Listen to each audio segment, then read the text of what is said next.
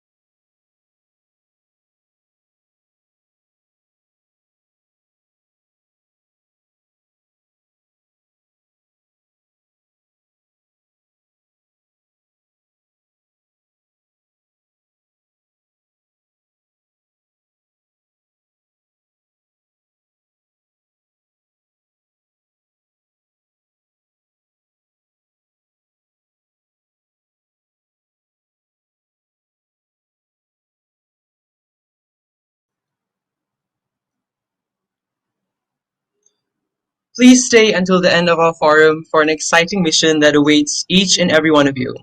Without further ado, I would like to pass the stage to Ms. Amira Arianti, who will be the moderator for our prestigious forum.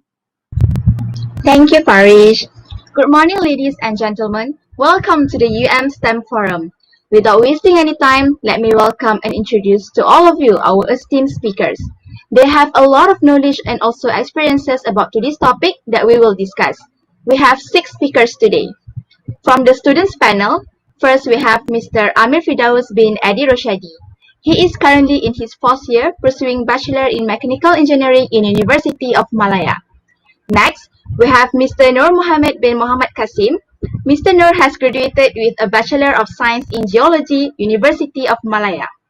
Our third speaker is Mr. Muhammad Amirul Hazim bin Muhammad Habib. He is currently in his 2nd year, pursuing Bachelor in Electrical Engineering in University Technology Malaysia, UTM. And for our last student speaker, we have Ms. Nurlisa Zahari. She is currently doing her PhD in Science Education in University Malaysia Sabah, UMS. Okay, for our next industrials panel, firstly we have Insinyur Dr. Koi Lok Kin. He is an academic head of Vitrox Academy and specialist engineer of Vitrox Technologies in Vitrox Corporation Berhad.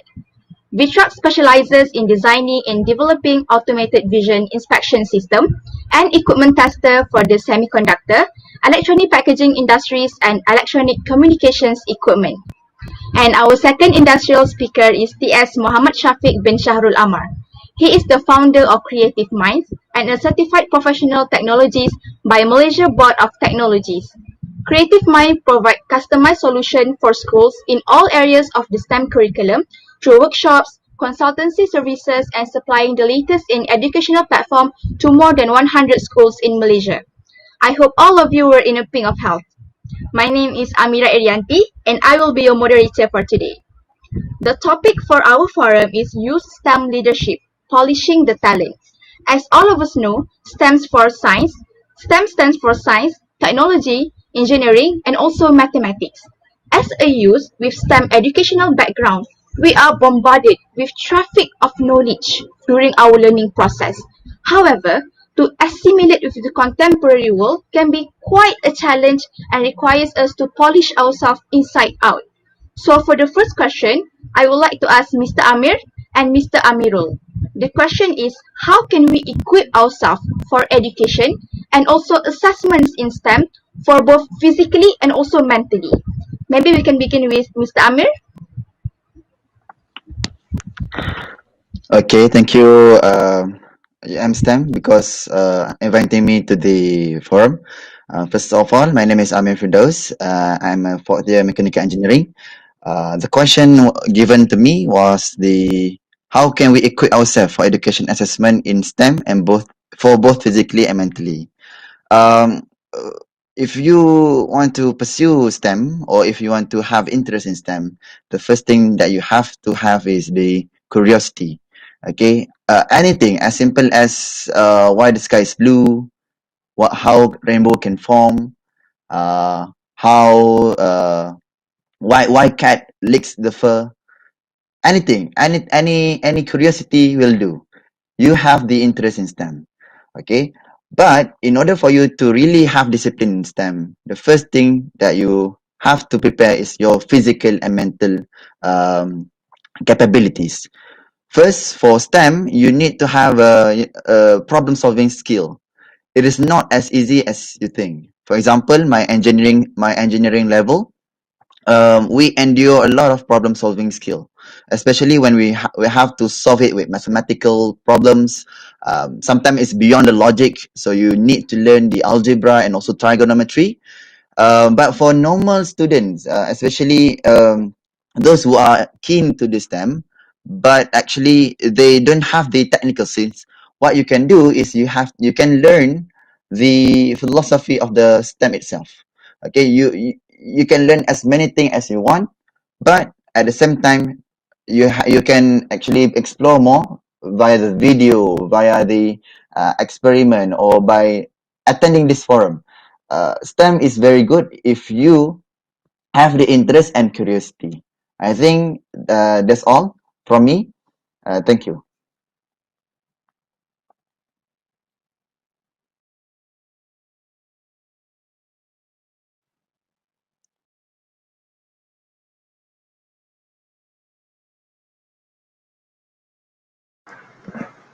Hello, sorry.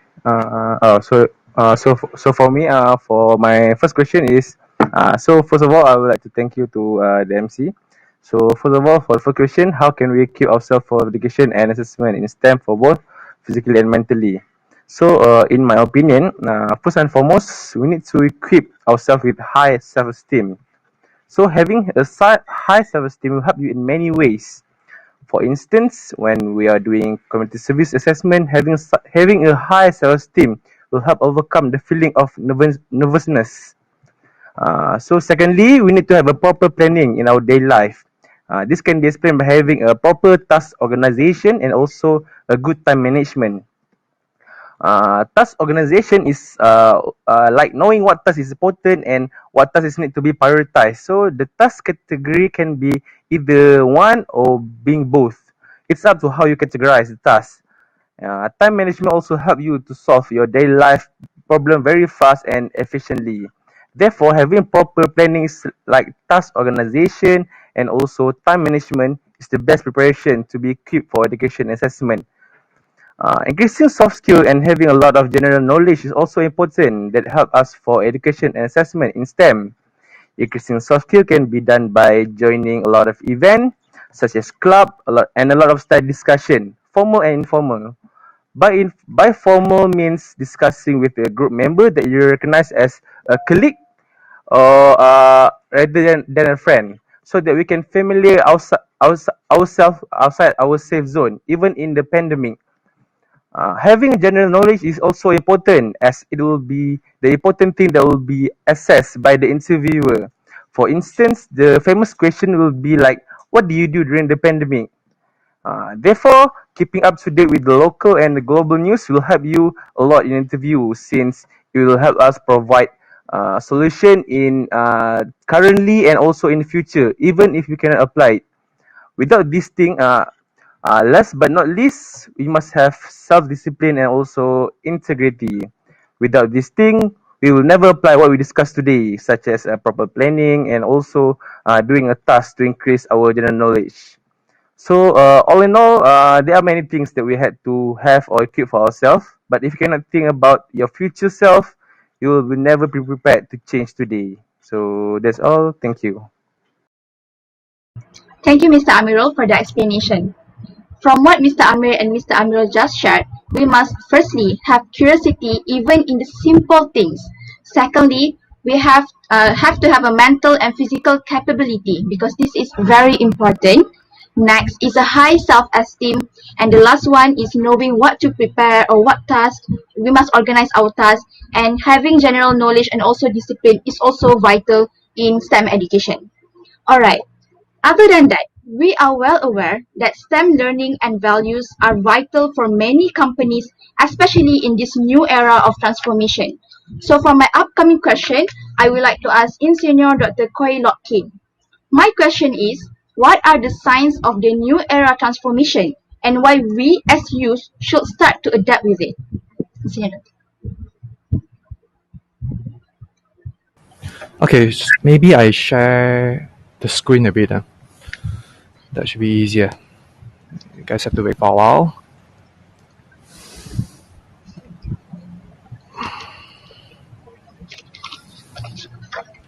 Here you go. Yeah, thanks, our moderator here, Miss Amira. Have you seen the screen, by the way? Yes, You see the screen of the PowerPoint, did you? yes. Can Okay, clearly. so I have to verify that because of or else then I can't really see from what I can see here. Okay, so for this one here, I would say that let me go through the slide for a while. Okay, so I myself is also as you guys can see, it's already mentioned by Miss Amira. I'm one of the academic head of the Retrox Academy, and I'm also the specialist engineer of the COE in Retrox Technology, and in fact I'm also the assistant professor of the UTA for this moment. And then I would like to share some finding that I have on these two books here. The first book here is on the Linda Grayton, okay, Andrew Scott. The other one is about the future school. But for this one here, I will concentrate more on the Linda Grayton, because of this is about the 100 years of life that we have after this, okay? And also for this moment, especially after this kind of pandemic situation that we are facing. So we are all in the hyper-connected world evolutions. And let's see what are the 4 signs or 4 signals that we can find from the new era. The first signal here is very simple. Changes inevitables. Okay, you guys can jot down if wanted to, and also can print screen if wanted to, or maybe you can find inside the YouTube for the live later on. So the thing is very simple. You guys are having iPhone 12 today, and soon you guys are going to have another new one, iPhone 13. And soon you guys will have all those kind of product in the new version very fast. The change is inevitable. We can't really fight for it. Why? Because people are looking for something new. People wanted to adapt to something new with their own personality. Okay, then if we didn't change, then we were going to face the problem like what this guy here is facing. We do nothing wrong, but then somehow we lost. I believe that most of you guys know his name, Stephen Elop, the former CEO of the Nokia. Why? Because of I just tell you guys some short story about this. Nokia is I believe that my time, most of the student, like my time there, we are all using the Nokia, and all start with the 3 series. And after a while, then the Nokia, the whole business ramped down. I would say it's like almost like phasing out within 3 years time. Why? Because of like there's a new emerging of the technology that we are having, that is on. Who is the one that doing that? Apple lah. Of course, it's Apple, the Steve Jobs. Okay. Why he can change up the whole landscape of the telecommunications, or I would say the communications devices, is because of like he invented the new MVP, the main parameter value. MPV, sorry, the main parameter value. Okay, because of like he know that the people is no longer just stick on the communications when using the handphone, but in fact the people here is looking for the user experience while they are having the handphone. So they no longer just having the communications, but then they are having the apps inside to do lots of other businesses that we can see today. It depends on how many apps that you install in your phone.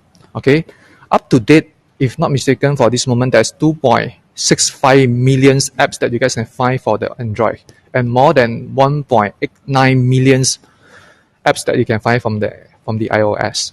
Okay, those are some of the first signal that you guys have to know. Change is inevitable. And the second one here is about the data. Okay, mass data is coming to us, like it or not, like you guys can see here. Okay, we are having, because of this pandemic, we have to install this MySejahtera, and because of that, then they are able to trace it for the better security, and also for the, I would say, to save the country as well. Okay, somehow. And the second one here is about what we call that the Grab. I believe that because of it, we all stay at home, then we have to go for that. And the last one here is for the Shopee lah. Okay, the coming 12 lah. Okay, most of us are accidentally buying something that we don't want, maybe, but let's check it out one by one. So currently we are using our local data here, but soon it will go to mass data and it will be all in the cloud. So the data analyst and also the data science will become like, I would say, one of the very prominent job that we had to go through later on, that we wanted more in our field also. Okay, then the third signal here is about this one here. By this picture, I think you guys already understand what is that AI now. Okay, so but this number here, 47% here, is depicted in the box just now, the Linda Creighton. Why 47%? Okay, don't feel afraid when I'm saying this out, because of like they are mentioning that almost like 70% of 77% of 47% of the 40% of the job that we are having today will be like replaced by the AI. Okay, but don't worry, there's still lots of the field of gap that we can really like looking on that, because of like for the AI, they can't really replace 3 main area here.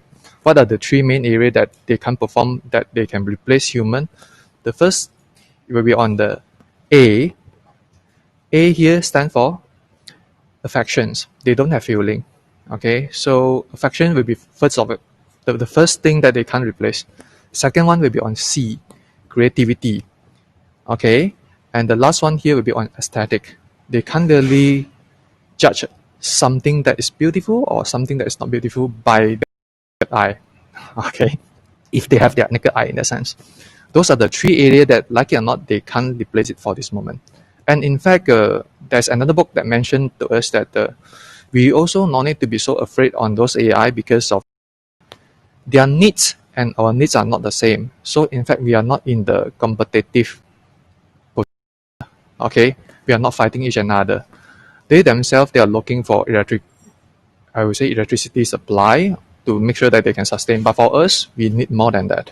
Okay, so how about this one, the last one here, customizations. This is the last signal that we can see. Nowadays, that everything that we are having, I would say, is almost like customized. Like our phone here, I don't think that we are having the same screen on that, and then we are not having the same sleeve on the phone for each of us, almost like this. Because of person, they want customizations. Even for education system, they are looking for the personalizations in that sense. So this is why Industrial 4.0 is coming inside for the company, and also for the, I would say you guys also learn the terms of the smart manufacturing because of that too. Okay, those are the 4 signals that we can have for this moment. Maybe I hope that you guys can remember those 4 here, and it's quite simple, and I think it's quite genuine. Okay, for this kind of sharing here, because of like based on this book here is a scientist that come up with those data. So the Linda Grayton, she is really doing something good on that. Okay, so come back to you. Thank you so much, Insinyur Dr. Kui. So changes are inevitable, data, AI, and customization. Next, my question will be for TS Shafiq.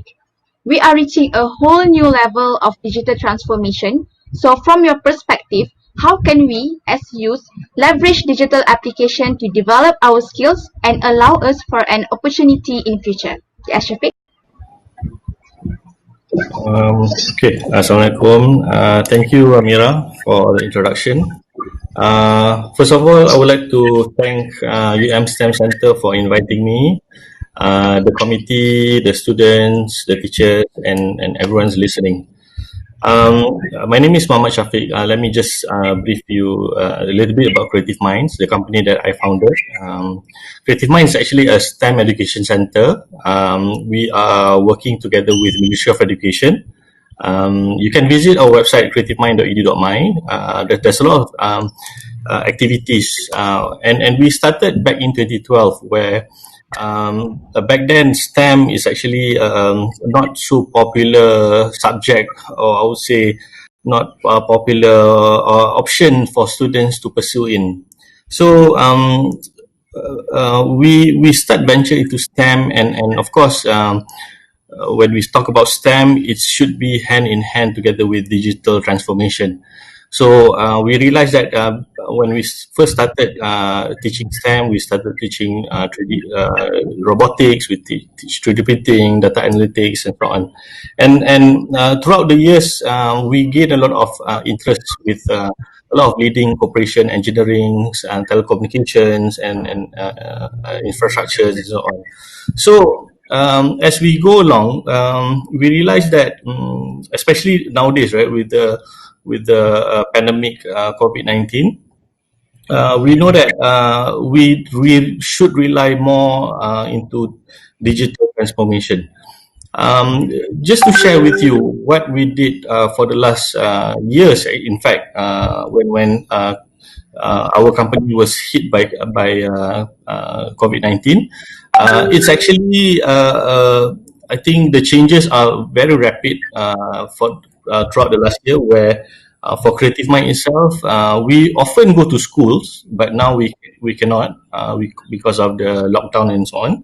So we developed a online community website. We change how we run business or how we operate through stem.org.my. We have an online community where previously or traditionally we engage face to face. Now we change to digital engagement or community website. We also change how we approach learning. If we talk about learning or engaging with students, right? We change rather than traditional face-to-face, we change to digital interactions and forums. And of course, for my team, we actually have to work remotely. We cannot work together in one single office. So the old-fashioned office is no longer there. We do have physical office, but I think most of my team members actually one in Negeri Sembilan, one in Terengganu, one in Kelantan, and so on. So it revolutionized how the company works, and the one I'm talking is actually small and medium enterprise, right? Imagine the large corporation or the giant tech company.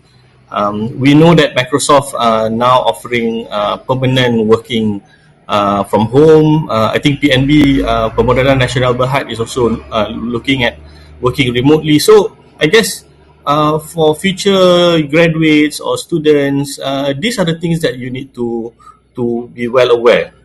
regardless of any all your background, whether you are from aeronautics discipline or medical discipline or laws and so on, you need to have a digital literacy. So I would say how you can leverage digital application is that one, rather than you become a user, you should innovate, or you should be the problem solver.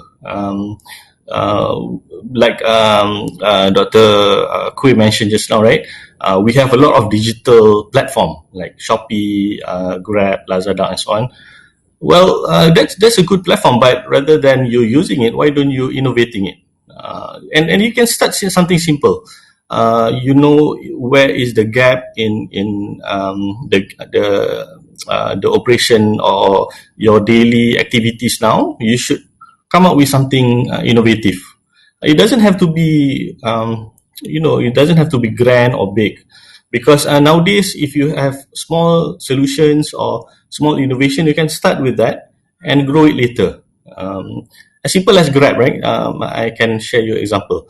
Grab start with car sharing, a car sharing concept, and then they expand into, if you recall, they expand into food deliveries, they expand into e-wallets, and so on. So students nowadays should think as innovators. They should think how to solve problems, especially with the COVID nowadays, the problem with interaction, a problem with mobilization, and so on. So that's students should start with that, something simple, and of course leverage on digital application that we have nowadays. Coding is easy nowadays. We can 3D print from our house. I also have 3D printer in my home, and I teach my kids how to design and how to print. So use this technology. It's now become available. It's become low cost now, and try to use this kind of platform to innovate and to think. I think, inshallah, with what the skills that you have, what you can leverage, it will help you in terms of your higher education learning and your career pursuit and so on. So that's I think that's the you should leverage on digital application, and somehow it will help you in your skills later on. So I think that's from me, Mira. Sorry. Thank you so much, D.S. Shafiq. So the key points of tackling this new era transformation are: first, by knowing what are the 4 new era of transformation is and be well prepared with it. Secondly, we need to have a digital literacy.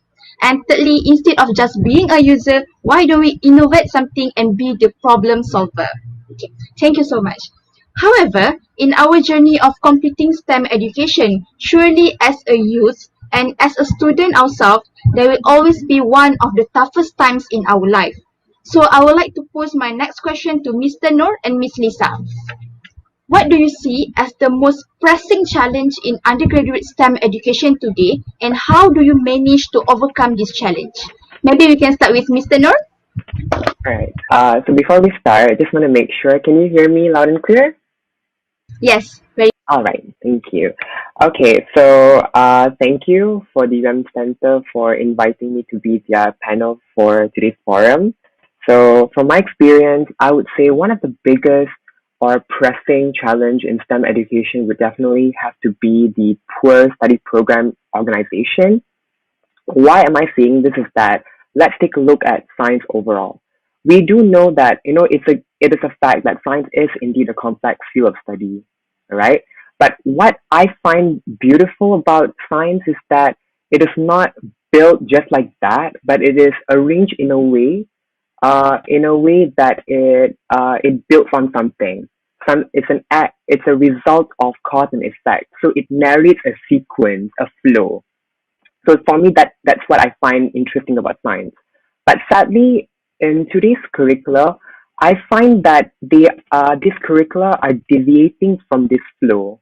Like they're not narrating something that they're not narrate. I mean, how do I say this? Something that it does not follow a particular flow. So, and they tend to go towards a lengthy learning experience rather than developing a deeper deeper understanding. So I would say they go towards a lengthy experience than breadth.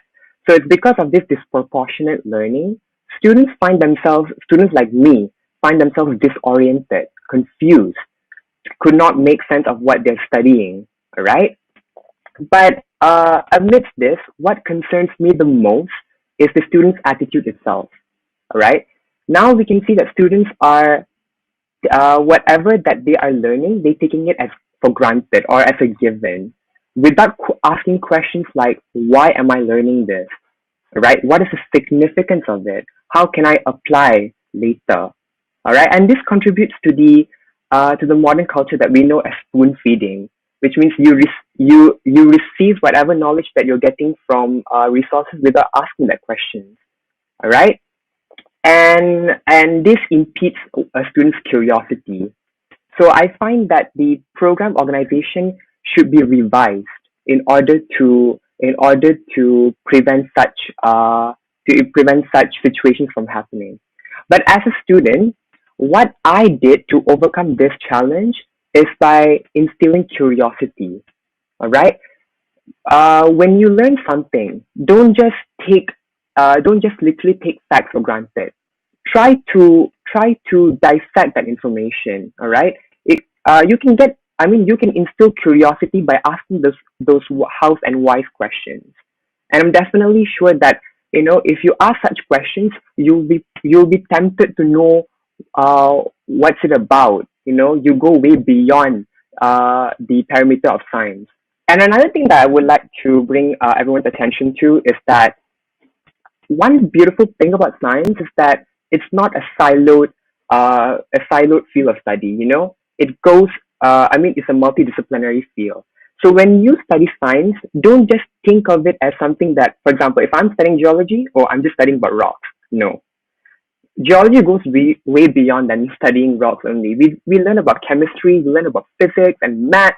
So try to change your perception, all right? Like how I did. I changed my perception towards geology. So I view it as a more holistic field of study. All right. And if you have this curiosity and if you change your perception, and I am confident that one's learning experience could be enriched even more. Thank you. Thank you so much, Mr. Noor. Moving on to Ms. Lisa. What are your suggestion, or maybe what are your challenge, and how do you overcome? Well, thank you everyone. Thank you STEM Center for inviting me, first of all. Um, I agree with Mr. Noor actually. The curriculum must be revived. Sadly, we are seeing the science courses are being standalone instead of being integrated with each other. Well, if you can see that the science disciplinary is actually overlapping, and with the advance of technology, of course, okay, for example, chemistry subjects, it doesn't have to be a student. You don't need to be working in a lab forever. With the help of technology, you integrate technology into chemistry, you are producing graduates in computational chemistry modeling.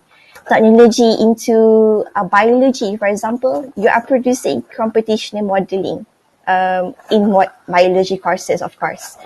And for education itself, with the integration of education technology, education technology field are produced with the use of AR, robotics. Nowadays, it's really common to see robotics in learning science and maths. So what we can say that especially sadly during the primary and secondary education level, we are seeing standalone courses. So this attitude are brought out to the high tertiary education level. Actually, the spoon feeding culture is still there because they are so used to it from the young actually. So what did I do is how I manage is I venture out. Honestly, I am not from a science education course itself. I'm basically from forensic science and analytical chemistry graduate actually before I venture into science education. So basically what I have learned before, I integrated into my research topic. in my doctorate studies. So I managed to get, basically I venture out, go out from my comfort zone, learn something new, and basically don't be afraid to challenge yourself to learn something new. That's it. Thank you. Thank you, Ms. Lisa, for sharing your experience. Thus, we can see that we may face a lot of obstacles and challenges along the way, but they are actually meant to help us. Instead, we can always go out of our comfort zone. Like Mr. Nur just said, that we can instill the curiosity in our life, and like Ms. Lisa already said, we can always venture out and explore more on STEM. Thank you so much. For the audience and participants, you can go to our chat and click the link for registration because e-certificate will be provided to the participants. So don't forget to click the link. Okay, I will proceed with the forum. When we are talking about strength, it is actually absolutely an important success factor, especially for youth. This is why. This is because we are in this fourth industrial revolution. It changes how we live, how we work, and also how we communicate. Not to mention that artificial intelligence plays an important role nowadays. So my following question will be for TS Shafiq. From your point of view, what are the key areas that we have to develop in order to fit in this new era? TS Shafiq. Okay, thank you, Amira. So the question is actually how we can the key area to develop, right? So if you talk about if you relate back to STEM, it's something that is not really I would say this straightforward or black and white, because STEM itself, if you understand, is actually a cross discipline between subject between maths and science and maths and technology and engineering. So the whole process itself is actually a holistic process where you should actually try to be understanding in terms of technological and personality as well. So I like what Ms. Nurlisa mentioned about volunteering, right? I mentioned earlier about digital literacy and key. At the same time, you need to actually participate in like social events or NGOs or charity event. And nowadays with the pandemic, the challenge is for you not to go out, but doesn't mean that you cannot do it. So I guess with the internet connectivity, you can do a lot of things online, like we're doing right now. We are participating in forum, exchanging ideas, and so on. So for students or for graduates, I think the important part, beside learning about programming or designing and so on, you should also participate in this kind of social event where you can understand why the world revolves, like Mr. Muhammad mentioned, right? It's actually how we can actually understand and try to question back why we learn this. Because once you join these social events or NGO, you start to think or you start to have a bigger perspective, and you can start think about problem solving. So the key important here is actually to balance out between learning technical things, because those are the mediums for your or mediums or tools for solving problem. But at the same time, you need to be a bit human in terms of understanding how the world works, how the politics works, how the ecosystem, the environments, and so on. Because from there, you can actually connect the dots and try to understand on a different perspective. So to answer your question, yes, we need to learn both technicals and the ecosystem, regardless of which discipline you're in, like medical, or you in chemistries or data science and so on. So yes, you need to learn a few technical things, and at the same time some organizational or environment and so on. Thank you for sharing the Shafiq. Ladies and gentlemen, as we all know, we are currently in the middle of pandemic situation and it have affected many people, especially youth, who are trying to kickstart their career. So I would like to address my next question to Insigne Dr. Kui. What are the abilities that the graduates should adjust for themselves to grow limitlessly in adapting with the new situation? Insigne Dr. Okay. Thanks, Amira. And I'm quite agree with the Mr. Shafiq just now about I would say that the people have to be involved in the social event together with like building some social networking. That is in fact one of the ability that we need to acquire. Okay, because of like for this moment, if let's say we are just concentrate on our gang around us, and normally for human we are having a tendency of like knowing the people around us just with the age of like in the range of 8 years old. Do you guys notice about that, by the way? So if let's say we are having that kind of tendency, then in fact we are some sort like putting ourselves in the comfort zone and narrow down ourselves in just with our gang only. But we might need to take some effort, okay, to somehow like to expand our networking to more than that. So how to do it? Like including those here, like joining the panels together with all the youngsters here. So we might having this kind of opportunity, and in fact we can also like serving with the society in the voluntary basis work. Like maybe you can join in some of the NGO in that sense. Those are all very positive in that sense. This is one of the first ability that I wanted to mention. And the second ability here, of course, we have to gain the ability of the adaptation to the change. As I say, change is very fast and rapid, and in fact, the market is very volatile. If let's say we don't change it for this moment, then at the next day, then somebody might be already overtake us. So this is what we have to do. In fact, I myself is also changing from what I have previously is a academic line as a lecturer in UNICAL in Utah, but now I'm now in the Retrox as the engineer. This is how I changed myself, but I also looking for the purpose of life. Okay, as what we mentioned, Mr. Noor just now, he also mentioned about the purpose. So I believe that the youngster today have to look at the purpose of life, why they are here in the study and why they are here in the AMIT here together with the panel. They have to know why. So I myself, why I'm here, because of like I'm thinking like this is one of the way to communicate with the society, and also one of the way to contribute back to the society, and one of the way to know more people, obviously. Okay, second ability. Okay, then the third one, I would say, let me check. I write some blog, by the way. I always put my idea inside the blog here. And the third one here is the ability to the lifelong learning.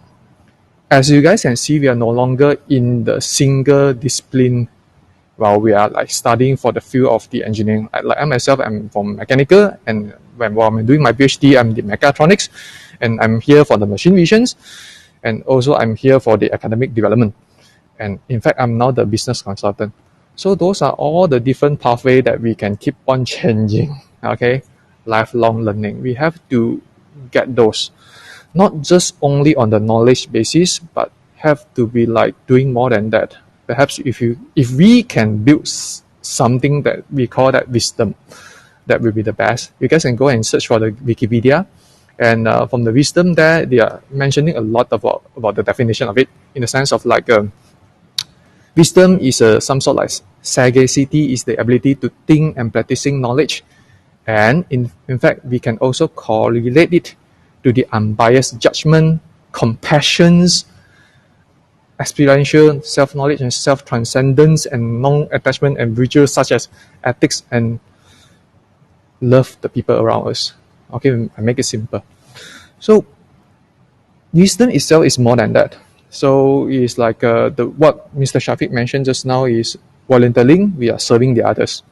So this is the third ability that we have to acquire along the way, as I believe that our age will be like growing older and older after all, and in fact the age time I would say is like last time, like our grandmother times, right? Maybe they are almost like they might be passed away about 70, right? But for our age or for our new era now, in fact, we are able to easily acquire the age of like 95 years old. Okay, so 100 years old is kind of like, it's not a dream. Okay, it will become like some sort of like peculiar to all of us soon. And the last one here, of course, is the ability to maintain the healthy lifestyle. Okay, as we all can see, especially on this pandemic now, right? We have to fight it by our immune system. Nothing much. While we are waiting for the vaccine, if let's say the vaccine is coming to us. Okay, so why we have to come up with the healthy lifestyle is very obvious. Is it will keep our brain okay in operations, and also in fact they come up with a new term here. We call that BDNF. Okay, brain derived neurotropics factor. You guys can go and search on it, Google on that. Okay, it name very fancy and it's a bit mouthful, but in fact this is how we keep on connecting our brain self. Okay, by doing exercising we can do so. Okay, so those are all the four ability that I wanted to mention here. In fact, in Retrox here we are also concentrate on the purpose. Okay, because of like we all are having those people that inside the Retrox, we are always practicing certain core value. Okay, I can mention here is what we call IACTG. Okay, what is that? Let me share to you guys a short one. I will not share the screen, but I will just have to mention about the IACTG here. The first thing first that we are practicing is the I there is integrity. We have to make sure that we are integrity to ourselves and also to the people around us.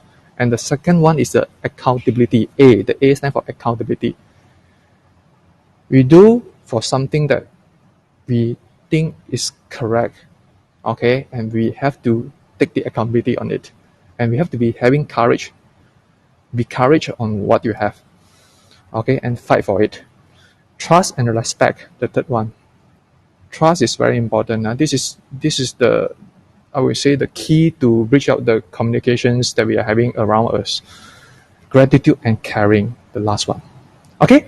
So IACTG is what we are having in Retrox, and for all, I would say, all the newcomers that step inside the Retrox the first day orientation, the first word that we learn is IACTG, and we keep on practicing it to make it really shield to our, I would say, like binding to our DNA in a sense. Okay, back to Amira. Thank you. Thank you, Isina Dr. Koi. It is not deniable that it might be hard, but as a youth, we must able to try to join more. There are actually many tips shared by T.S. Shafiq and also Isina Dr. Koi. Let me summarize it. The first one is we must understand how the world is revolved. And the second one, we should try to join more activities such as NGO and many other activities that are provided.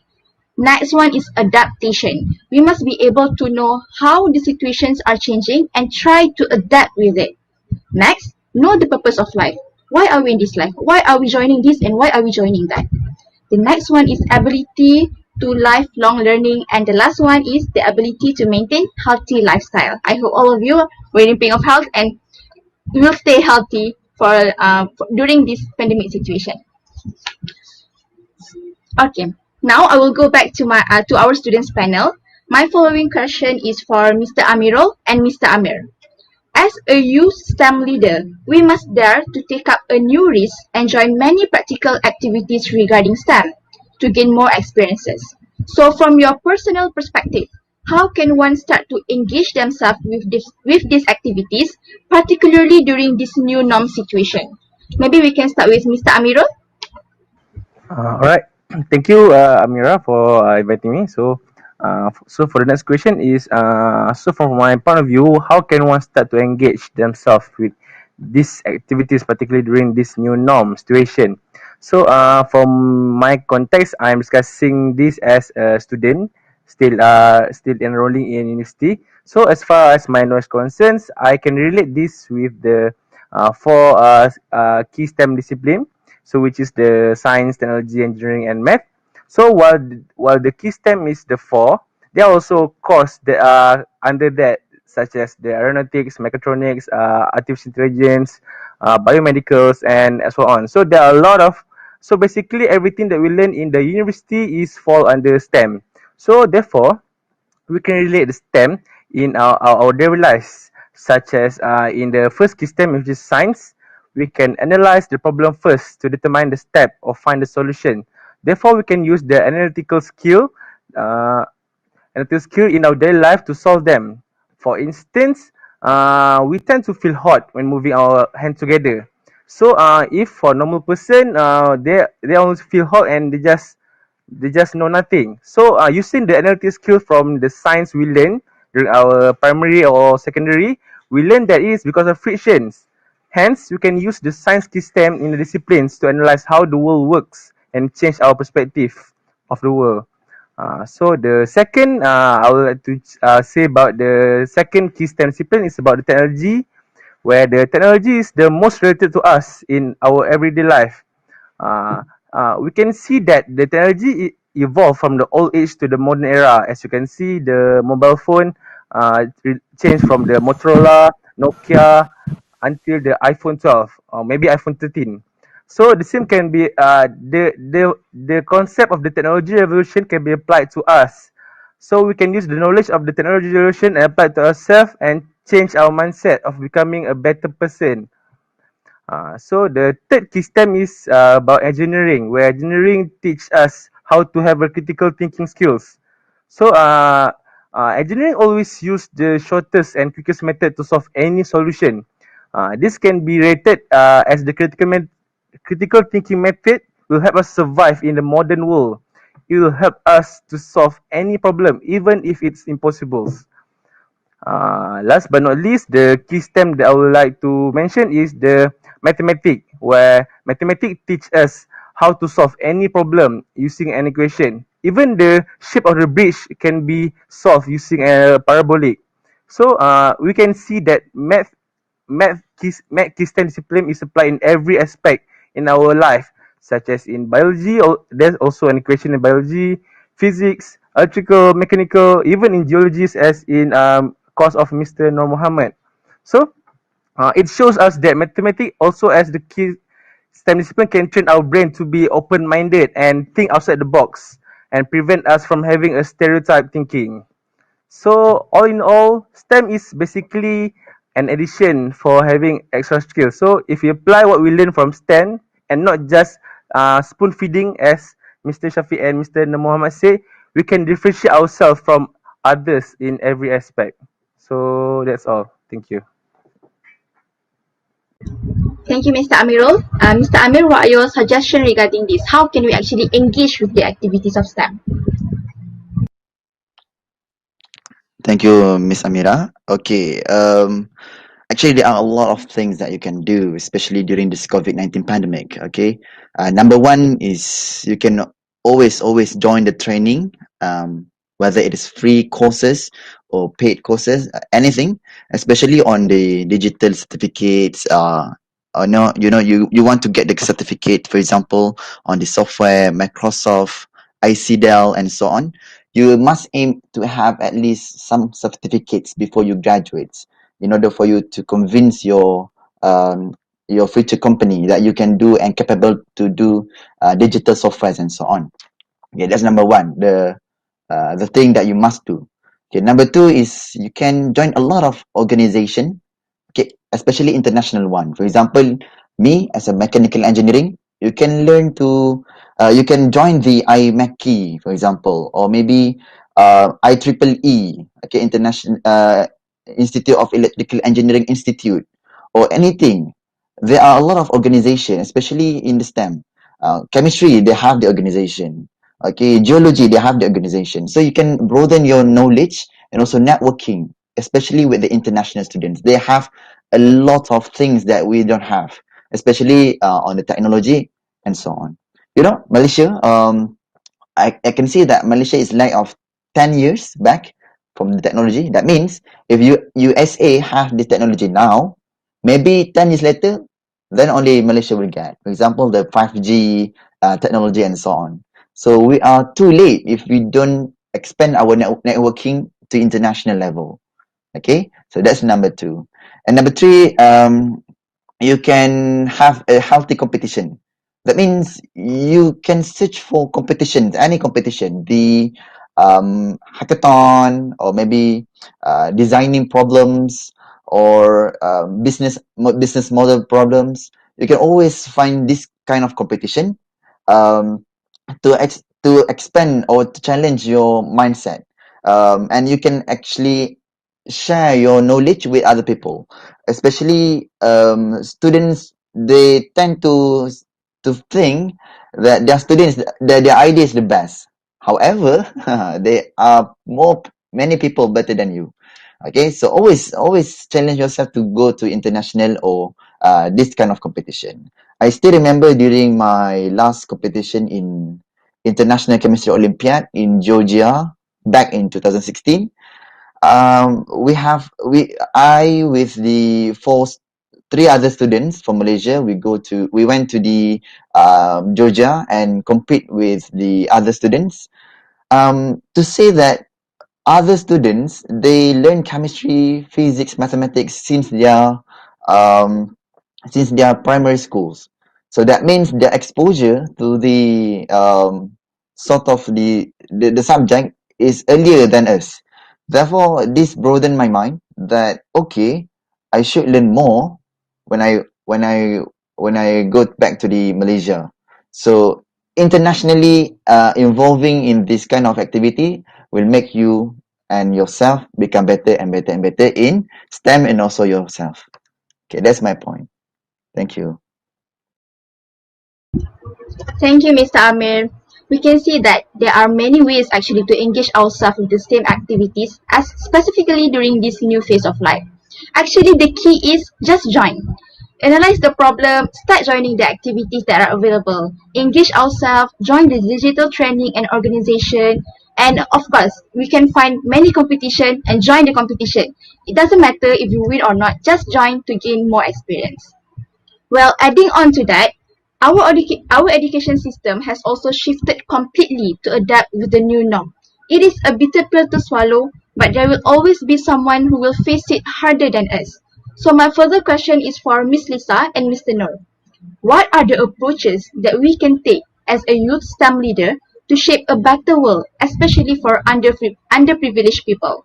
We can start with Miss Lisa. All right, thank you, Mira, for the question. What are approaches, is it? What we can take as a youth STEM leader? Okay. Well, I think from my opinion, actually, underprivileged people are much more into STEM than we know it, actually. From my observation, okay, and my experience, they are able to invent and be innovative, creative, using whatever tools that they have around them to basically survive. Okay, have you guys watched the movie The Boy Who Harnessed the Wind from Netflix? So basically, it's about a boy who is in South Africa, very underprivileged, who basically invent a windmill to produce wind energy just to get some water to produce water irrigation for his village. So all of this knowledge he obtained just from reading basic textbooks that he obtained from his library in the rural village. So what I can say that they are really, if they put their mind in it, they are really innovative and creative actually. So what we can do is, instead of downgrading them, why not we highlight and upgrade their skills? Give them exposure of training instead of a one-time donation, one-time assistance. Give them long-term trainings. Expose them with, collaborate with NGOs, provide materials that we can get for them to have basically a better understanding of materials, understanding of concept actually. Yeah, just I see is now they are into STEM without they realizing it actually. So we, as the one who have knowledge, we have to approach them, engage with them, and be connected with them in exposing suitable materials and expertise So, for example, programs in, I believe most programs in universities are really very engaging with rural village, underprivileged people, very collaborative with rural people, and they are proactive in helping out, exposing them with things that they don't know. And maybe by engaging and approaching them, we actually can learn a lot from their actually. Okay, thank you. Thank you so much, Miss Lisa. How about Mr. Noor? Yes. Thank you for the question, Amira. I couldn't agree more with Miss Lisa's answer towards this question. Like how underprivileged children are, I mean, underprivileged students especially, they are the ones who are actually most interested in STEM. I do believe that, we have seen stories with people who can, go on to create innovations that we couldn't even begin to think of.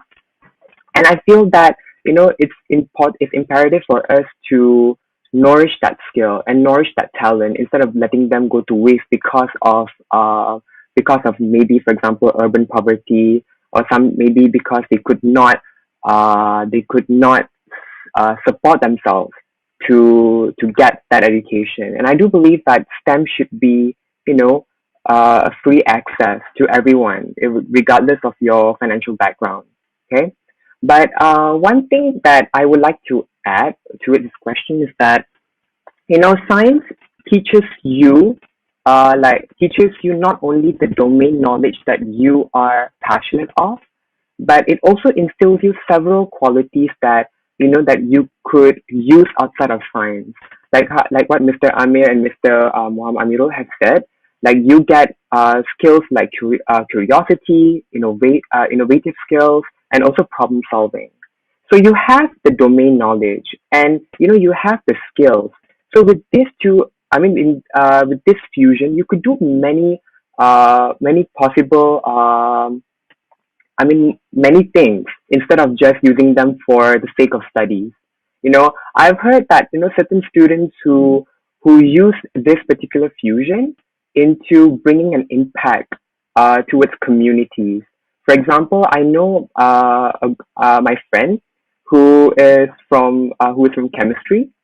So what she did was she noticed as a problem of electricity in the remote areas within Peninsula Malaysia. So what she did was she collaborated with another organization to bring free solar panels to this indigenous group of people. So you can see how people, instead of seeing education as just for, uh, instead of being exam oriented, they want to use these skills they want to apply this knowledge into bringing about change, right? And one thing that and through this initiative, you are literally exposing people from all backgrounds towards the realm of science, which is if you think about it, it's actually a pretty good move.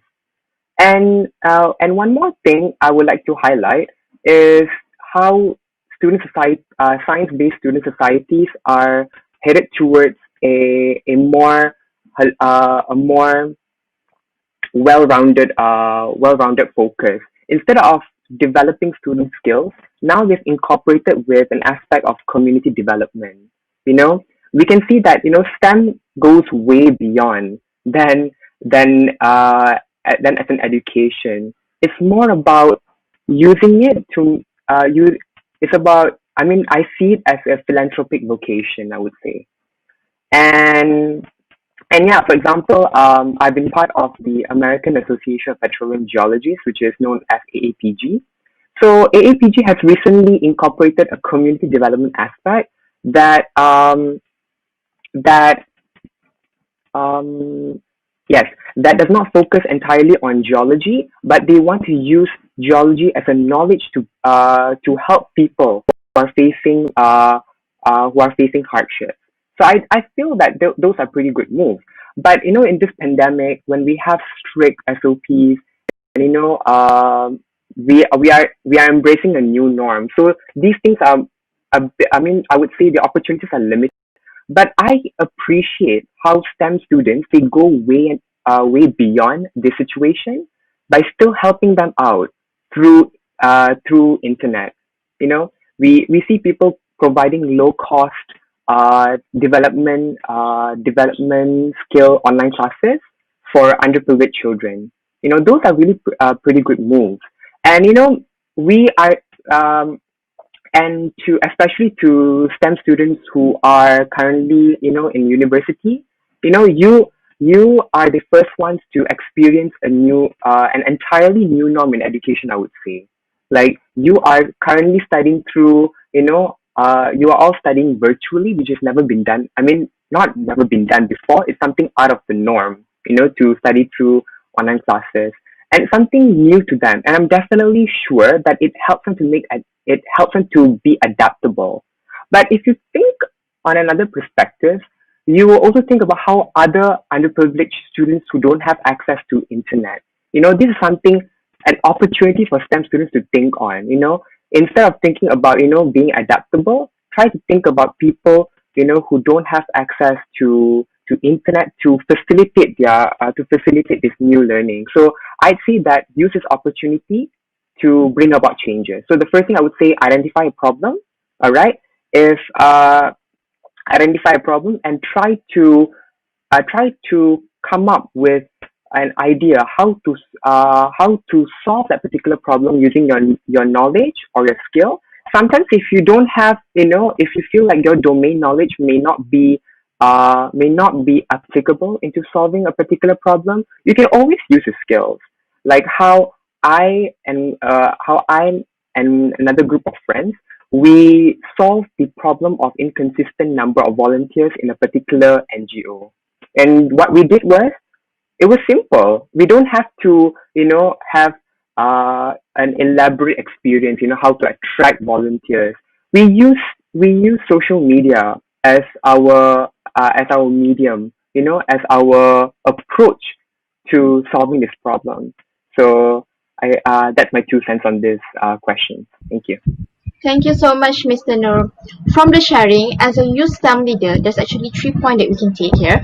First is give them a long time training. The second one, engage and be connected with them, identify their problem and help to solve the problem. And lastly, give free access to everyone, because we know education is a right, not a privilege. Okay, now I would like to ask my next question to Engineer Dr. Koi.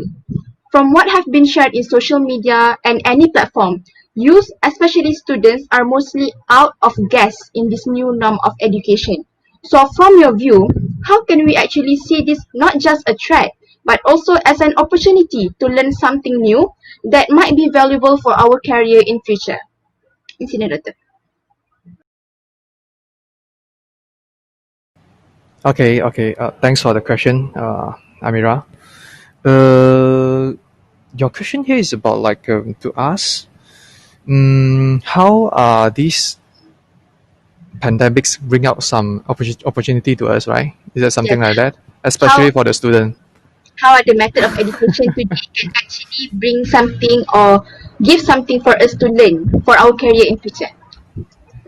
Okay.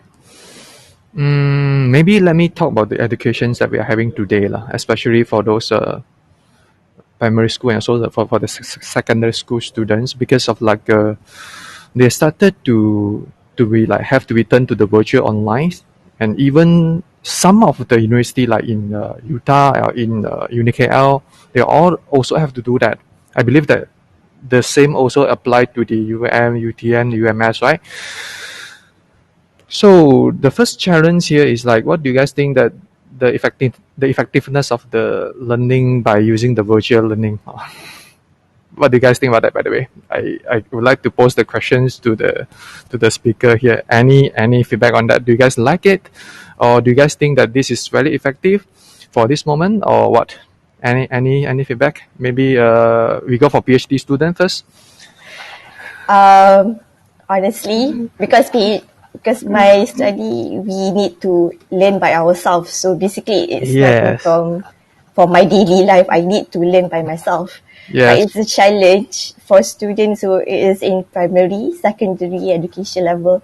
It's quite hard for them, I believe, with the limited internet access, with the mobile devices, and also is how are the parents accepting this new norm of that different landscape of Yes. teaching and learning. How are they accepting?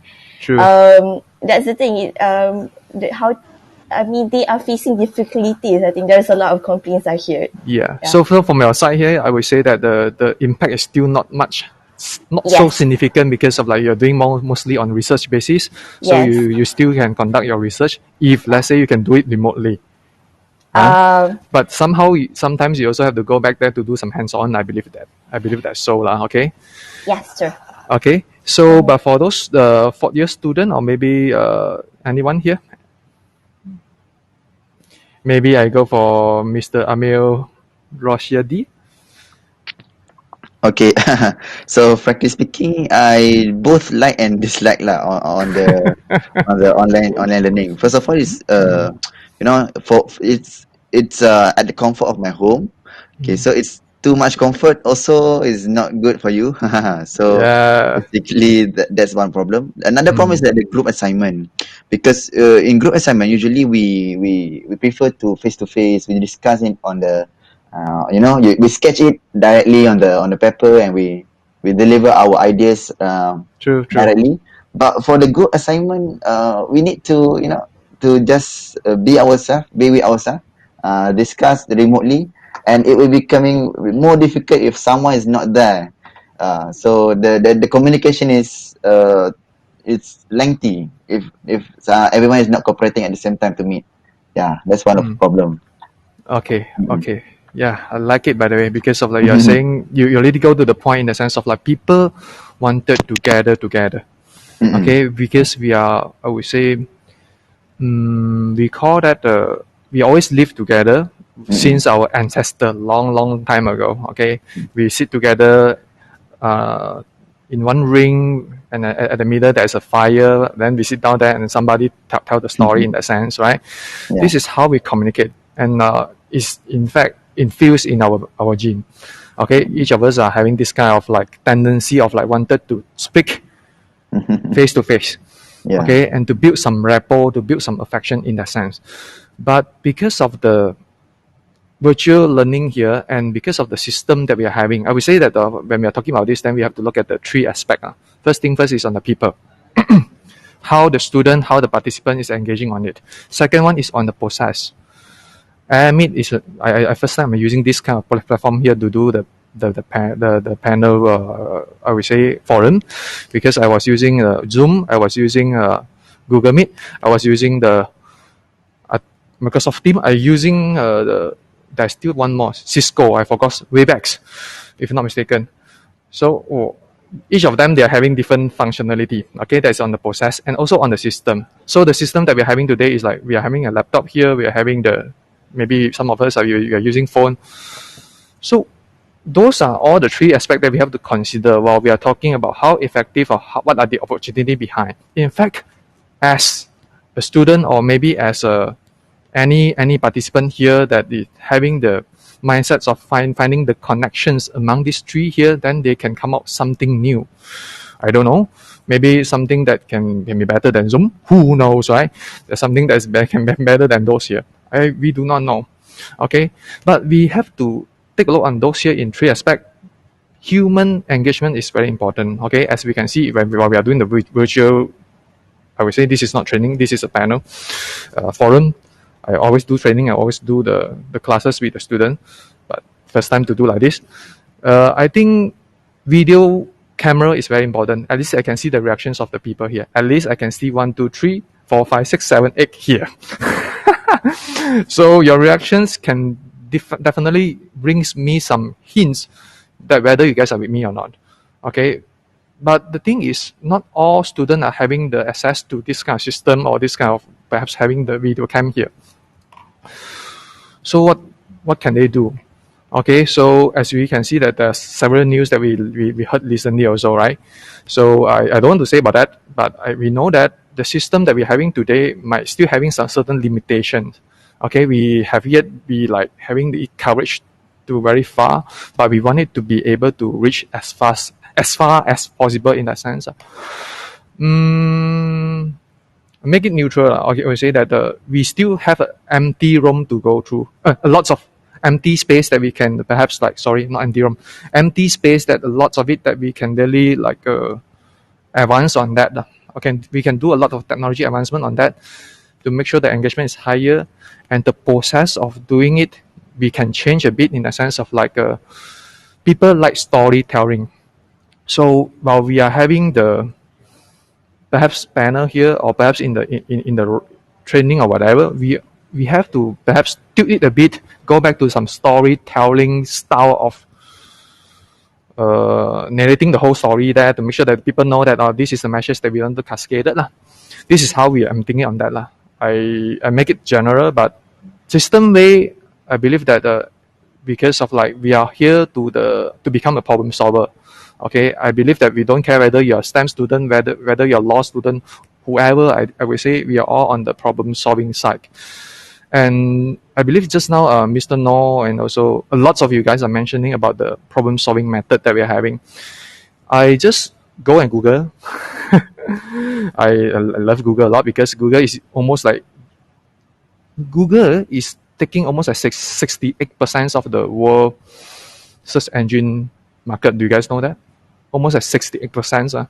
So it's a very powerful tool, but I'm not promoting it. Okay, let us come back here. He's mentioning there's a lots of way for us to be like able to come up with some creative thinking on that, to come up with a new system. I'm trying to say about that. We have the mind mapping tool, we have the checklist, we have the 6 thinking hats, we have the 6I, lateral thinking, random word generations, picture association, change perspective, get up, get out. Or those are all those kind of whatever tool that you can find in the market about to churn out, to make sure that you can think creative. But I myself here is one of the trainer for TRIZ, TRIZ. I believe some of you guys heard about that. It's a theory of inventive problem solving method. Okay, this is the tool that implemented in Intel 15 years ago, and then we start to use it in Malaysia here since then. And I myself is the first batch of the TRIZ trainer that going through it. Okay, in Malaysia, almost 7 years ago. Okay, this tool here it depict a very I would say fun facts that we have to always bear in mind. Okay, people is having a tendency of thinking inside the box. I make it simple. Okay. Perhaps I show you guys a curve, a very funny curve that you guys might feel a bit useful in this sharing here. Let me check. Did it here? Screen 1, screen 2, application. Now I have it. Wait, did you guys see my PowerPoint here? Miss Amira, can you perhaps tell me, because I can see the face already? This slide here is about creativity versus age. Is that correct? Did you see this slide here, by the way? Sorry? No, we cannot see. We cannot see. Cannot see. Oh my goodness. Okay, cannot see, then that will be the technical issue lah. You see, we are facing the problem now. Let me come back here. I make it easy. Look at my hand in a sense of like we are having two curves, x-axis and also the y-axis. The x-axis and the y-axis, I think you guys know that, right? I don't care whether you're STEM or you're no STEM. I think you have it. Okay, so suddenly this curve here, okay, I have to tell you guys, this curve here about the y-axis is about the creativity that we're having. And the x-axis here is about the age. Umur, okay, how long that we are, okay, the age that we're having, okay, from here to here. And the curve itself is appear to be like this, okay. It's not a bell shape, but then it appears to be almost like a bell shape. It reached to a peak, and then it's go down gradually until to the end. The question is, what do you guys think the age is for the peak that we achieve? It means that we can see a distinct peak there, right? And what will be the age there? You guys can guess. I can tell you guys some answers, some hints. The age is quite young, I would say.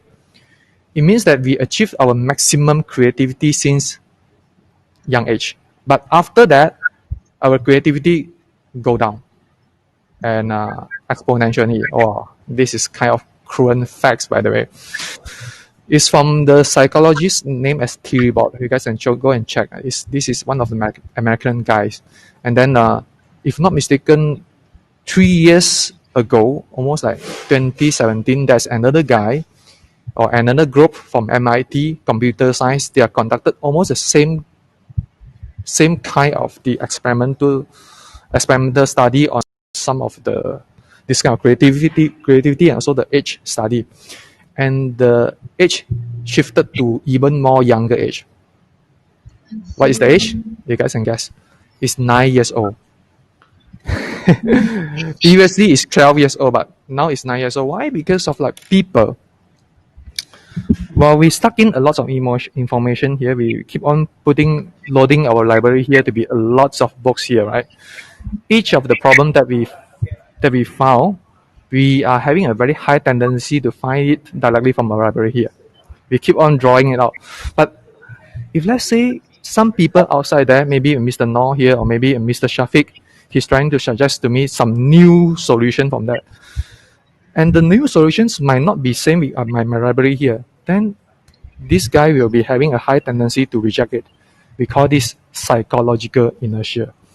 I see. Something So, that is... I'm too hard already, right? so like different people have their own different opinion or something like that. Thank you so much for your senior doctor. Yeah. Please come back. Our following question will be for Tia Shafiq. It is indeed true that knowing what to prepare is crucial for youth, mainly during this new environment. But sometimes these young people tend to forget the most valuable thing, which is mental preparation. So in your opinion, what are the mental preparations that graduates have to be equipped in order to guarantee their success in starting their career in this newness? Tia Shafiq. Okay. Thank you so much for the question, Amira. First of all, if you look at the revolution of industrial, right, the IR 4.0 compared to IR 2.0, it's more. If you talk about 2.0, it's more into standardization, into industrialization. So this is why our education system is more into subjects, into timetables, and so on. But if you talk about STEM, right, it's more into cross-cultural learning. It's revolutionized of how the method, the pedagogy of learning, and so on. So first of all, we need to realign back of what is the objective of learning throughout the subjects. Rather than we should focus on what to think, we should focus on how to think. So those are the first, I would say, the concept or the changes that we need to apply. Because if you keep memorizing, if you keep, remember and dump all the information during exam, those are the lowest. If you look at the Bloom taxonomy of learning, right? Those are the lowest form of learning compared to create, to innovate, to evaluate. Those are like the high ranking of Bloom taxonomy. You can Google Bloom taxonomy. They will show you like a pyramid or cone where STEM knowledge or learning is actually apply or adapt on the higher end of learning. So it actually impact how we learn nowadays. I have the opportunity to work with international corporation, global Fortune 500 companies for the last 15 years prior to setting up my own company. And the role that I had last time is that I'm the product engineer, and I have to coordinate with all of the countries in Southeast Asia or even Asia Pacific to roll out technology innovations without physically being there. So the communication, the learning, or the R&D have to be done remotely. And these are the things that we are doing now. The only difference is I have the curve of learning for the last 15 years to work on remotely, but student or graduates have to do it shock or immediately because of the pandemic. So I understand why the learning or the lessons is actually difficult. And if you talk about mental preparation, right? I think first of all we need to make sure that we have the work and life balance, because at the end of the day, the decision for you to learn or to take time for yourself, it will fall onto you. You need to decide whether you want to study. At the end of the day, when teachers share or your lecturers share online learning, it's up to you to join or not, right? We heard one of the SPM teacher, organizing online learning, and no one is joining. So at the end of the day, it's up to you. So work and life balance is again, it's your own decision. And of course, you need to have perseverance and self-motivation, because that's where nowadays I think with online learning, with online engagement, there's a lot of cyberbullying, there's a lot of scams, and this is where the lesson of how to control, how to adapt is being placed. I think that's the perseverance also need to be there as a mental preparation, and I think the lastly is you need to open for changes. I think everyone have used several platforms, and because of we have like Dr. mentioned just right, we have WebEx, we have Google Meet, we have a lot of platforms available nowadays. And this is why I think part of my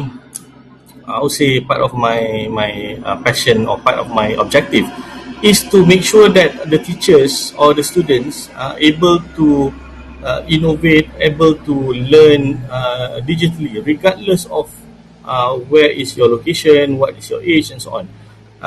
Recently, I just want to share with you. I think last week we had a online hackathon with Pusat STEM Negara, where Pusat STEM Negara is under Ministry of Education. They approached us and they share this challenge, or they share this problem, saying that teachers they have difficulties teachings and so on. So we use a hackathon STEM concept. We teach the teachers what are the technology available under STEM pillars, and we want the teachers to innovate.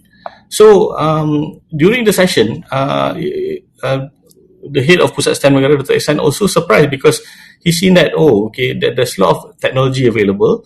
The teachers are exposed. Okay, you can use this kind of medium, and the other part is actually engagement or communication online, and these kind of skills are actually will help you in terms of delivering your lessons online, communication, and so on. And I think that this is why in terms of mental preparation, right, these are the skills that are required, because how we communicate, how we engage is now different. But it doesn't mean that it's a bad thing, because now, because of digital, we can actually like right now we're having this forum without us physically being in the university. So it saves a lot of transportation costs, a lot of venue, no F&B, yeah. So I think that these are the things that it will help in terms of disseminating information, sharing, knowledge sharings, and so on. So I believe that with practice, like what I had earlier, with practice and experience, we will be able to adapt more and more into online learning. It doesn't mean that's a bad thing. So it's more into how you bring yourself, how we motivate the classroom, the lectures, and so on. So I think that's pretty much, Amira. Thank you so much, D.S. Shafiq. Hence, we must always remember to prepare ourselves both mentally and physically in facing this new pandemic situation. Alright, we have a few more minutes. So for my last question, I would like to ask all of the speakers. Well, in short, just in 1 minute, what is the final piece of advice, reminder, or maybe important tips that you would like to share with the audience? Maybe we can start with Mr. Amir.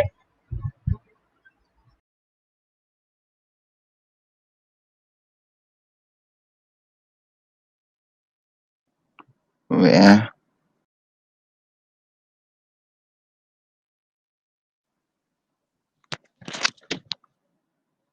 Hello, hello. Okay. So my last piece of advice is you don't stop learning. Okay, don't get tired of learning. Learning is always be your journey in life. Never tired of problem solving because that's life. Okay, that's life. Life is about problem solving. You never stop learning, lifelong learning. And be happy. And don't get stressed. You can get stressed, but you know take your stress as your friend. Okay, you have to deal with it no matter what age you will be in. Okay, since I think my during my student time, I think that I can relax a bit, but no. Okay, the life is still going to be more challenging and challenging. So open up your mindset and yeah, lifelong learning. Thank you. Thank you, Mr. Amir. Mr. Amiro? So for me, I have maybe about two advice. So first of all, try to have a try to have communication skill during the pandemic. So before we can increase our communication skill by joining activities, but in pandemic we are having SOP and social distancing. So we need to try to gain communication skill by joining activities and also social online activities such as maybe a club or a gaming. So try to increase the communication skill because they will be important thing to be evaluate even after the pandemic end.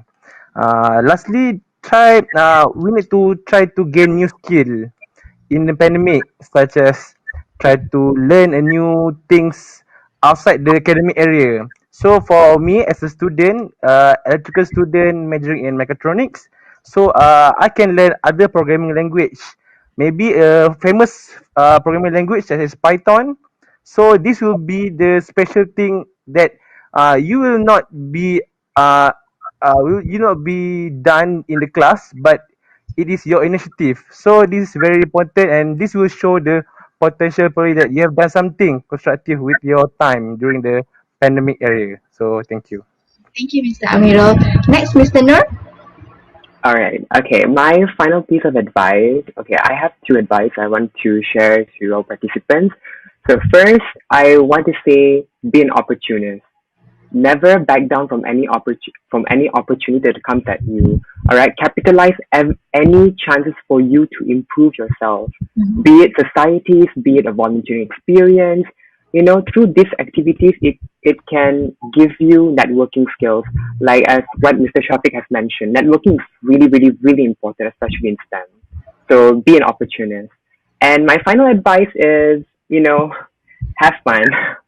Just as simple as that. Do not try to stress yourself, to for you to always think about education. Do not compensate your social life just because of education. You know, because at the end of the day, when you graduate and when you look back at your degree, you will start to regret the things that you did not do in your university. For instance, my regret would definitely have to be not knowing, not knowing how not knowing no, not knowing how sushi is really good and the countless of sushi bonanza that I missed because I did not know. And I'm not suggesting that everyone should go try sushi, but no. But it's something that you need to think about. Think about your social life and your study and life balance because all work and no play makes Jack a dull boy. True, true. Thank you, Mr. Nur. Next, Miss Lisa. All right. As I previously mentioned before, I think I repeatedly say just now we need to. My final advice would be proactive, be as Mr. Noor said, be opportunities. Yes, take every opportunity that you can get, grab opportunity, and also what's the purpose of we having a degree, master's degree and all, is actually to serve back to our community. So my advice is take up any skills that we can take to give back to our community back. Just remember that. Thank you.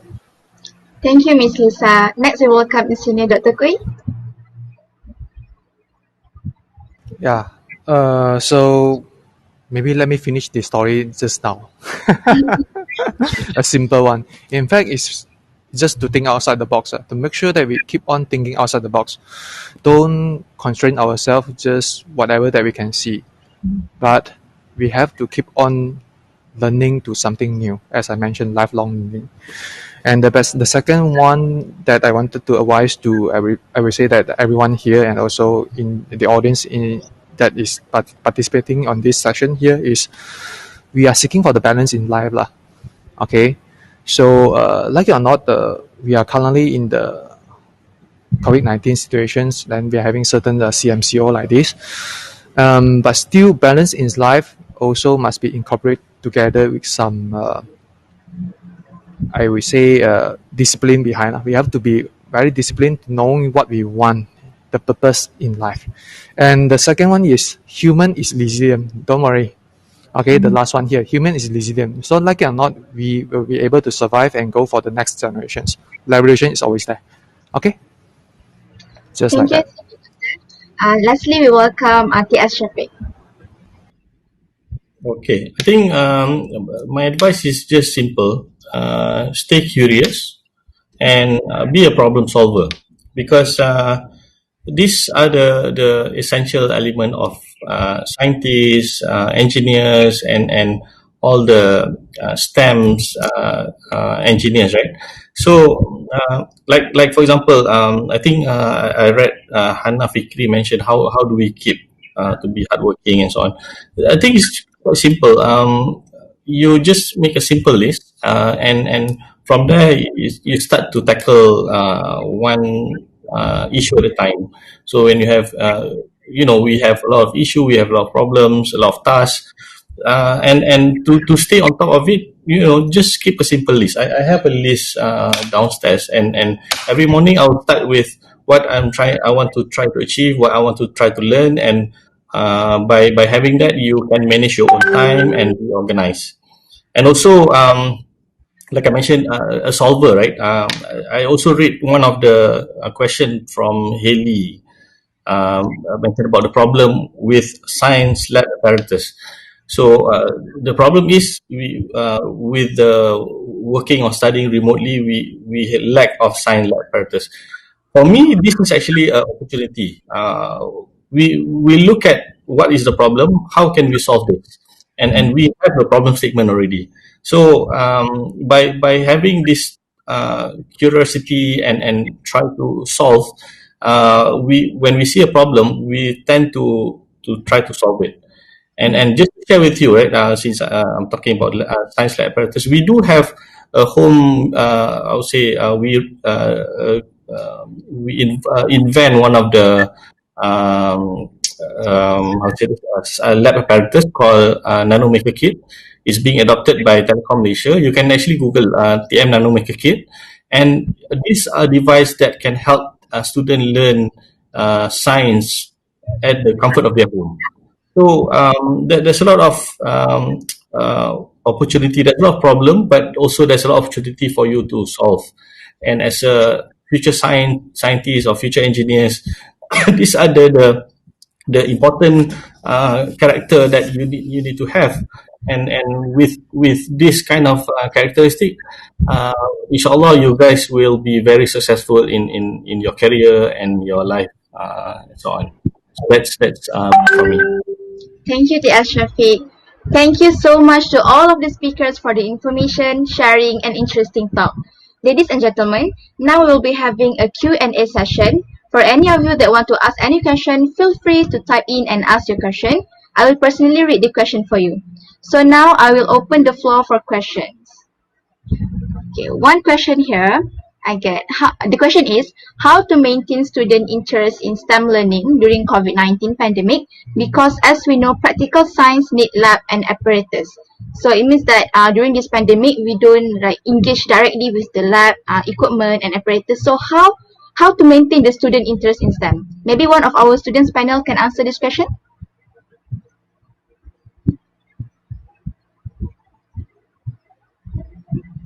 Mr. Amir or Mr. Noor? Okay. For me, engineering, right? We have e-lab session. So e-lab session basically is the demonstrator have to go to the lab and to show the equipment, to show how it is used, or maybe you can do the virtual laboratory. That means, for example, an experiment for vibration. Okay, so the lab demonstration can go to the lab and show the students what kind of apparatus that are available, how to use it. There are some softwares that can actually see the virtual reality of the lab itself. Okay, so maybe university can enhance this kind of e-lab session. Yeah, Faculty of Engineering is doing that, and still have room for improvement. But I think it's quite a good start to make student keep the interest. Thank you so much. Any of the students panel want to add to this? Maybe would add some project-based learning. Provide them some project that they need to accomplish within a certain duration time.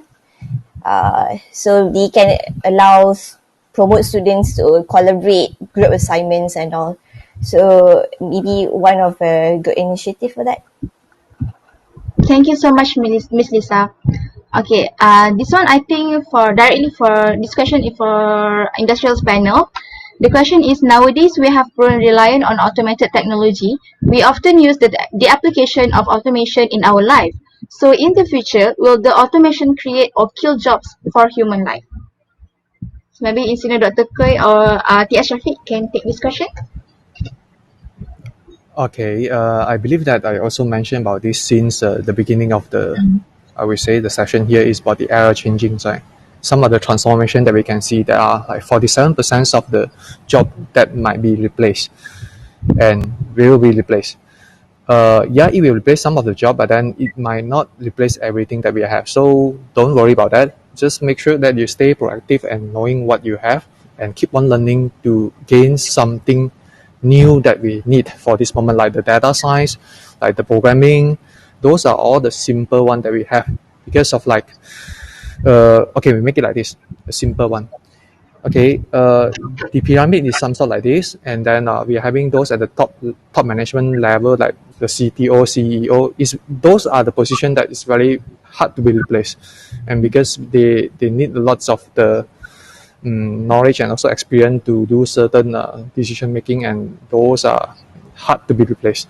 But then those at the below, some of the very, very hard job, or I would say the 3D job, dirty, dangerous and demeaning, those are the job that might not be replaced also because of nobody really wanted to go for that. And even the AI, or I would say the robot, might not be able to replace all of them. But those at the middle, okay, especially the blue collar one, I would say that some of it might be replaced because of they are just doing certain mundane job every day. Okay, so those can be programmed and those can be replaced in that sense. But don't worry, okay, certain job can be replaced, but certain job are always created, as we can see. Okay, so just have to keep on tuning ourselves to the adaptations of the change, I would say. Okay, that will do. This is from my standpoint. So let's see anything from Mr. Shafiq. Thank you, Senior Dr. T.S. Shafiq. Okay, thank you, Doctor. Thank you, Amira. I think that in terms of job changes, right? Sorry, Amira, can you just rephrase the question again? I just want to recap. Okay. Nowadays, we have grown reliant on automated technology. We often use the application of automation in our life. So in the future, will the automation create or kill jobs for human life? Okay. Yes, automation. I think Doctor mentioned about more on technical, but I would like to touch about automation in terms of management and how we run the office. As a startup company, we do run automation where in my company we don't hire HR, we don't hire finance, we don't hire legal, simply because we outsource it through system. HR we're running with kakitangan.com. Finance we run with QuickBooks. Legal we have I forgot the software name, but most of the day-to-day operation is actually being done automated through our outsourced software and services. But it doesn't mean that if you have a degree in business management or specifically in HR, finance, legal, and so on, it's not I would say obsolete, but you need to be adapt with the changes. Um, Most of the degrees, right? Our education system, especially higher education degrees, we took about 5 years, 3 to 5 years to complete. And by the time we complete the degree, probably the technology is already obsolete or changes.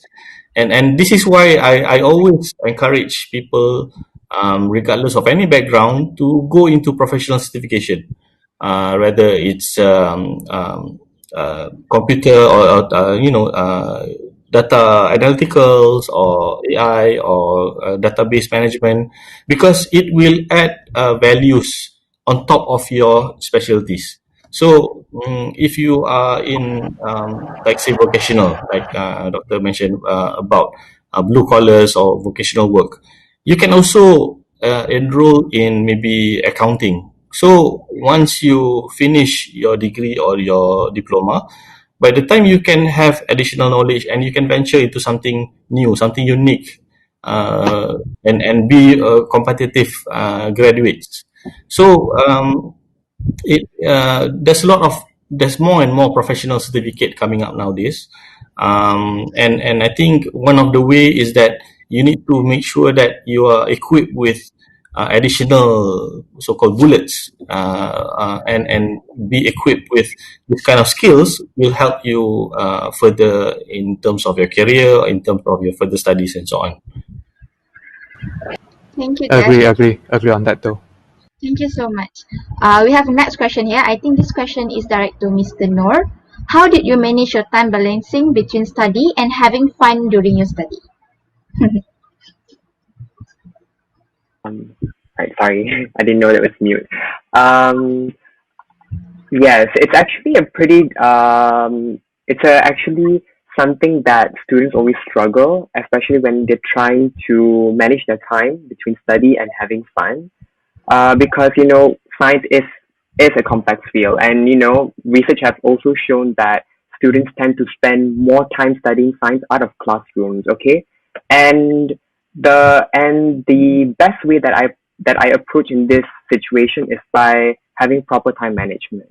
You know, I don't believe that when someone tells me that they don't have time, I always think that that person doesn't know how to manage his time properly. Okay, so you need to, and also complementing with your time management skills, you need to set your priorities straight. All right, you must remember what's important to you. Are you capable of doing that particular, let's say you have so many projects that is on your shoulder. Okay, that's also a way for you to improve your social life by by interacting with people through projects.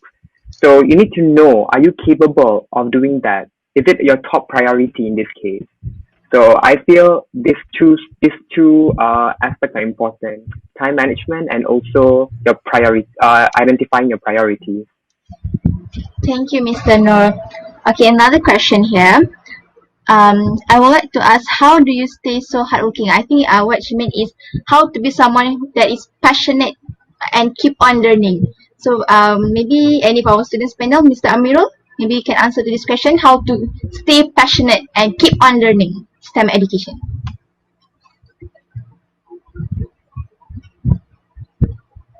So, in my opinion, I think in order to stay passionate, everything that we learn, don't just take it.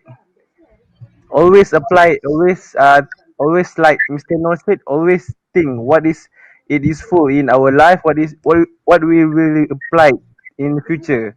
So that's for me, how to stay passionate. Yes, and then always remember that when you're learning, don't just learn. Try to learn with having fun. Try to combine it. Like when having discussion, don't just having serious. Maybe we can have fun discussion so that when you're discussing, when you're learning, you can also have fun. So that's in my opinion. Thank you so much, Mr. Amirul. The next question, I think this is specifically for industrial. Is it normal to not have any job in years after graduation? And what is your advice to excel your interview in the industry? Maybe Tia Shafiq or Senior Dr. K can answer this question. Okay, thank you so much for the question. I think as when I graduate earlier, I had the opportunity to pursue my career immediately after, even before my convocation. I actually offered a job, so I didn't really experience a gap of unemployed. But based on my experience or my I would say observation, it is normal, given the situation of nowadays, right? With companies are cutting costs and laying off people. But it doesn't mean that you need not to do anything. Like for example, if you being retrenched or being laid off, MDEC actually offer a free courses, I think, by Coursera, if I'm mistaken. And the cost is actually very expensive, but it's being subsidized by the government, by the government agencies, and so on. So you can always venture into those activities, and of course, this is where you had time to reflect and pursue your career or your interest. Because if you like maybe gardening, like I just started gardening now, and you can actually make a business into that. So I think it's quite normal, but you should look at it as opportunity for you to realign back your interests, try to gain new knowledge, and of course venture into new industry. If you're in a sunset industry like I don't know, maybe aviation nowadays, right? Or oil and gas. Maybe you can try to look into different industry, the one that you really love, and it will somehow help your your career and so on. So I think you should utilize your free time and try to look into what are the industry that you really need or company that you really want to pursue. And if you want, you can even start your own business to be an entrepreneur, be your own startup founder. So there's no right or wrong answer, but you just need to be positive and resilient during this tough time. Thank you, Tia Shafiq. Senior Dr. Kui, do you want to add anything? Yeah, I am quite agree with what Mr. Shafiq is mentioning just now, and same to my case here. In fact, before my graduation, I already get the offer because of like I'm the scholarship owner for a certain company. So get back to here. I just check online again from LinkedIn Learning. You guys can check there are certain soft skill that they mentioned to be like quite in demand for the industry. The first soft skill is on the creativities, and then the second one is on the persuasions. This guy must be able to persuade, and then the third one is on collaborations. So working in a team is a must, and the fourth one is on adaptability, okay, adaptations, and the last one is on EI lah, emotional intelligence.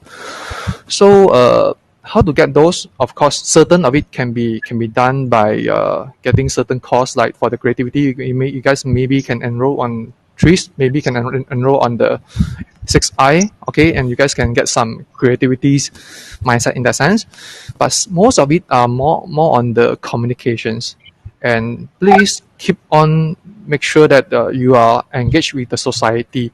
Okay, don't just looking on the phone and don't just looking on the internet for those social social kind of like the platform, but then be able to be like going straight to the people. Okay, and of course there are also certain skill that we need.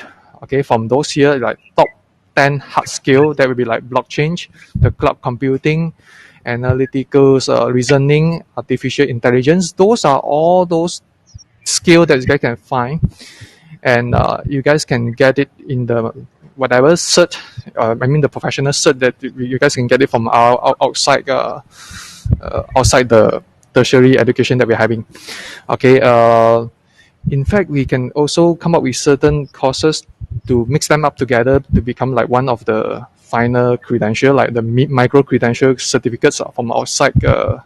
I don't know, from UTP, from UM or UTM, who knows, right? They are the future trend that we can see through here, I would say so. So please always stay active and keep on looking for something that can really plug in the gap among the university and also the industry. Okay, don't just wait until the time comes. You guys can start to prepare beforehand. Okay, upskilling and reskilling have to be done beforehand, I would say so. Okay, those are certain advice that I can find on that lah. Get back to Amira. Thank you so much, Insigne Doctor. Alright, I think we have come to the end of our forum where we have shared plenty of knowledge regarding STEM.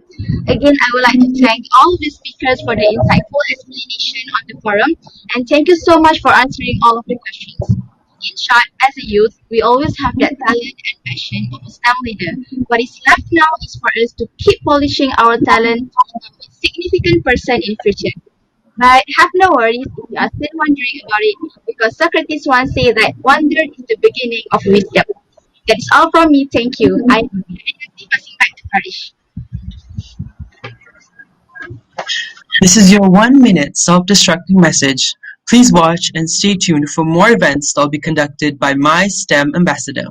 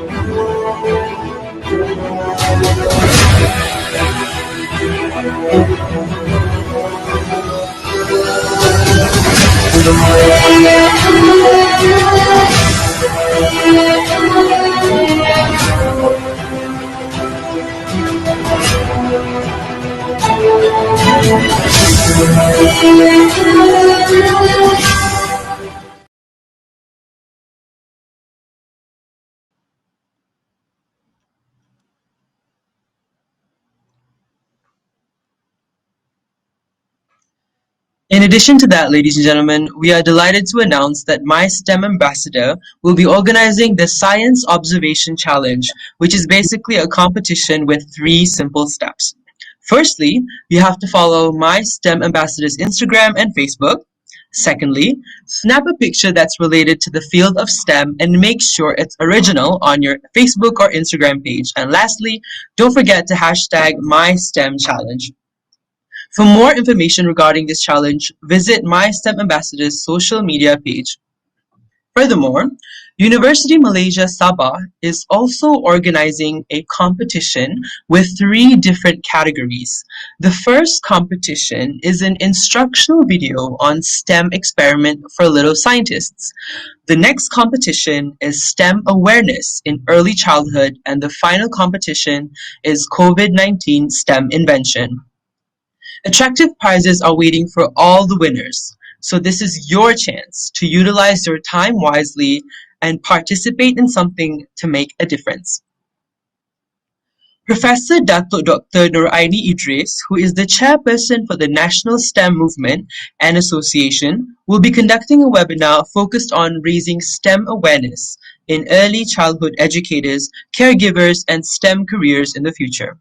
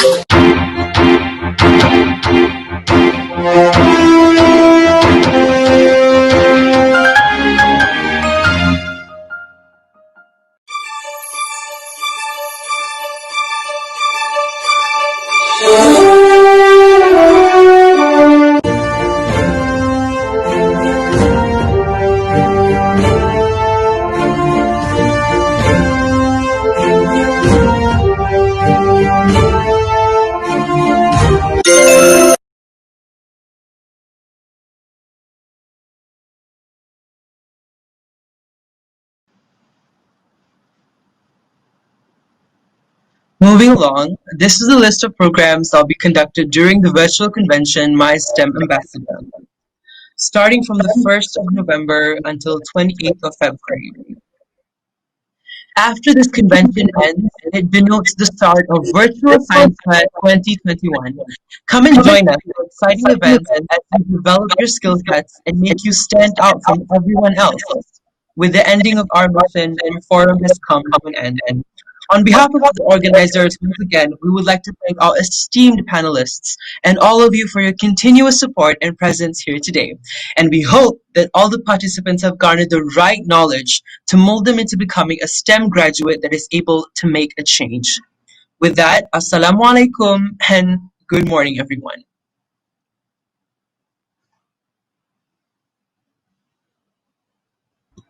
Thank you so much. Everyone. Thank you so much to all the panelists. Thank you very much for End inviting. the session for now. Thank you for the opportunity. We will go to the backstage. Okay, so is everything okay so far? Because because this is not the physical event, so we're not really going to have some sort of eating or something after it. So basically, because I don't want to take much of your time. So is there anything that because basically saying, I guess that you guys can. Is there any question or something you guys would like to ask or something regarding the convention or anything? You can send us the food through Grab. Ada Food through Grab delivery. Oh my god. Assistant. okay, no problem. So okay, basically saying, I guess that should be it lah for now. So yeah, we can end this session for this evening. I mean, if anything, you guys can just ask me later on. Okay, thank you so much, everyone, and okay, we can end the session. Thank you. Bye bye, everyone. Thank you so much. Thank you so much.